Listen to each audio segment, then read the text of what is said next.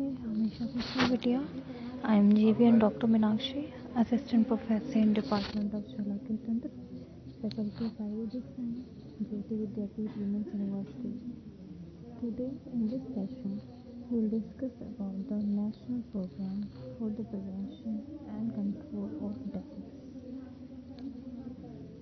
So, we will start with the introduction first. The hearing loss is the most common sensory deficit in humans today.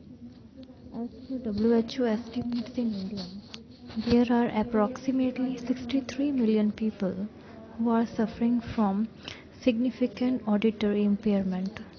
This places the estimated prevalence at 6.3% in Indian population. As per NSSO survey, currently there are 291 persons per 1 lakh population who are suffering from severe to profound hearing loss. Of these, a large percentage is children between the ages of 0 to 14 years. With such a number of hearing impaired young Indians, it amounts to a severe loss of productivity, both physical and economical. An even larger percentage of our population suffers from milder degrees of hearing loss and unilateral or one-sided hearing loss. Then we should know about the objectives of the program. The first objective of this national program for the prevention and control of deafness is to prevent the avoidable hearing loss on account of disease or injury. Early identification, diagnosis, and treatment of ear problems responsible for hearing loss and deafness. To medically rehabilitate persons of all age groups suffering with deafness. The other objectives are to strengthen the existing intersectoral linkages for continuity of the rehabilitation program for persons with deafness, to develop institutional capacity for ear care services by providing support for equipment and material and training personnel. And what are the components of the national program for the prevention and control of deafness? Manpower training and development for prevention, early identification, and management of hearing impaired and deafness cases. Training would be provided from medical college level specialists, ENT and audiology, to grassroots level workers. Then the capacity building for the district hospital, CHC and PHC in respect of ENT or audiology infrastructure. The next point is the service provision including rehabilitation, screening camps for early detection of hearing impairment and deafness, management of hearing and speech impaired cases and rehabilitation, including provision of hearing aids at different levels of healthcare delivery system. Then awareness generation through IEC activities for early identification of hearing impaired, especially children, so that timely management of such cases is possible and to remove the stigma attached to deafness. Then monitoring and evaluation. What are the expected benefits of the program? The program is expected to generate the following benefits in the short as well as in the long run.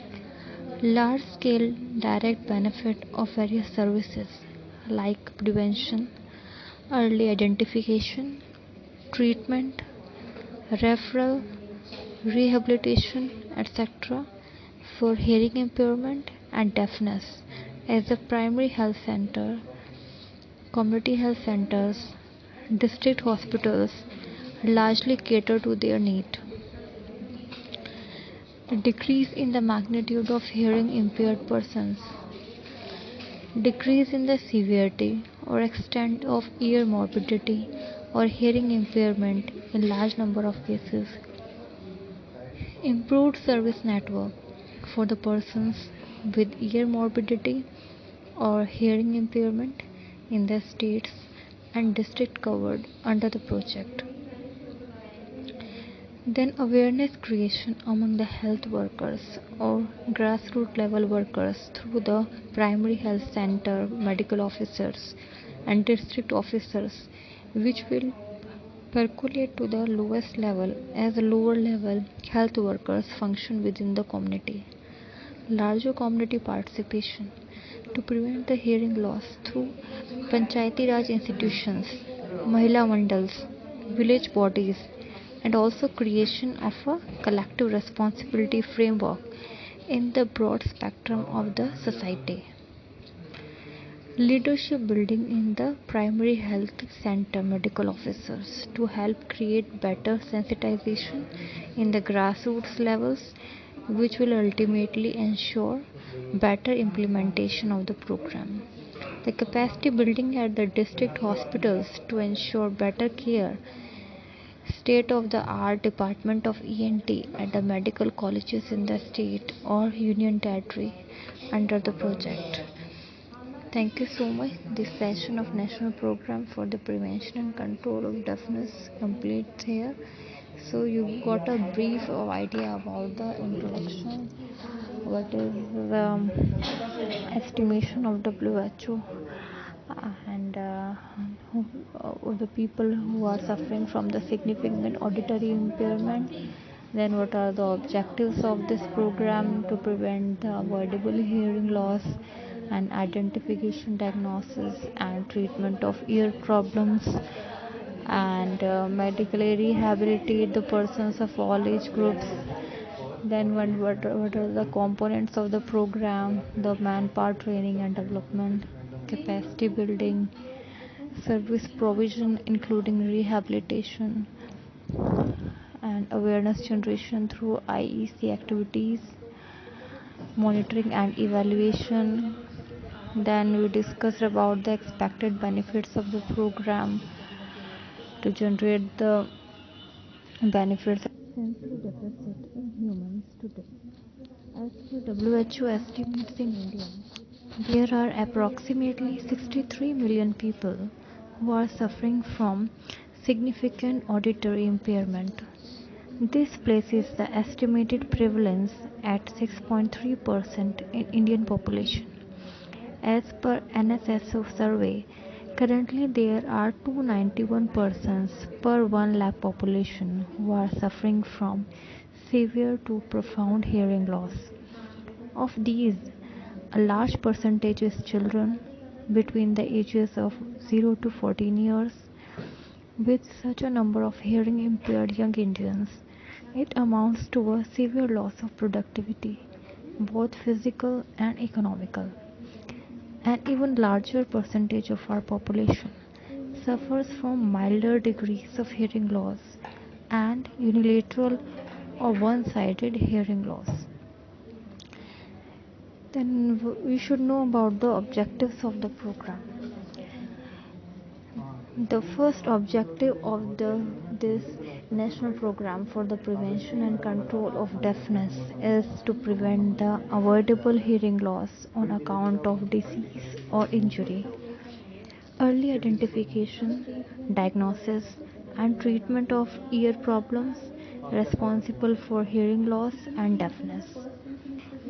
To medically rehabilitate persons of all age groups suffering with deafness. The other objectives are to strengthen the existing intersectoral linkages for continuity of the rehabilitation program for persons with deafness, to develop institutional capacity for ear care services by providing support for equipment and material and training personnel. And what are the components of the national program for the prevention and control of deafness? Manpower training and development for prevention, early identification and management of hearing impaired and deafness cases Training would be provided from medical college level specialists, ENT and audiology, to grassroots level workers. Then the capacity building for the district hospital, CHC and PHC in respect of ENT or audiology infrastructure. The next point is the service provision including rehabilitation, screening camps for early detection of hearing impairment and deafness, management of hearing and speech impaired cases, and rehabilitation, including provision of hearing aids at different levels of healthcare delivery system.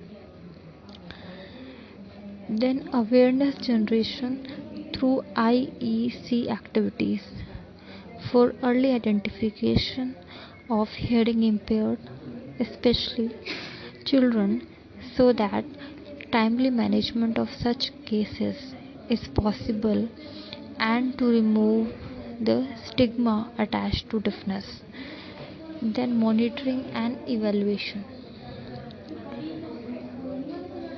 What are the expected benefits of the program? The program is expected to generate the following benefits in the short as well as in the long run. Large scale direct benefit of various services like prevention, early identification, treatment, referral, rehabilitation, etc. for hearing impairment and deafness as the primary health center, community health centers, district hospitals largely cater to their need. The decrease in the magnitude of hearing impaired persons, decrease in the severity or extent of ear morbidity or hearing impairment in large number of cases, improved service network for the persons with ear morbidity or hearing impairment in the states and district covered under the project. Then awareness creation among the health workers or grassroots level workers through the primary health center medical officers and district officers, which will percolate to the lowest level as lower level health workers function within the community. Larger community participation to prevent the hearing loss through Panchayati Raj institutions, Mahila Mandals, village bodies, and also creation of a collective responsibility framework in the broad spectrum of the society. Leadership building in the primary health center medical officers to help create better sensitization in the grassroots levels, which will ultimately ensure better implementation of the program. The capacity building at the district hospitals to ensure better care, state of the art department of ENT at the medical colleges in the state or union territory under the project. Thank you so much. This session of National Program for the Prevention and Control of Deafness completes here. So you got a brief idea about the introduction, what is the estimation of WHO, and the people who are suffering from the significant auditory impairment. Then what are the objectives of this program to prevent the avoidable hearing loss and identification, diagnosis and treatment of ear problems, and medically rehabilitate the persons of all age groups. Then what are the components of the program, the manpower training and development, capacity building, service provision including rehabilitation, and awareness generation through IEC activities, monitoring and evaluation. Then we discussed about the expected benefits of the program to generate the benefits at the short as well as in the long run. So we have discussed all these things. So this session completes here. This session is powered by 2.0 digital version of Jyoti Vidyapeeth Women's University, I hope you're satisfied with my digital session. If you have any query, please mention in the comment box. I will resolve it soon. Thank you so much.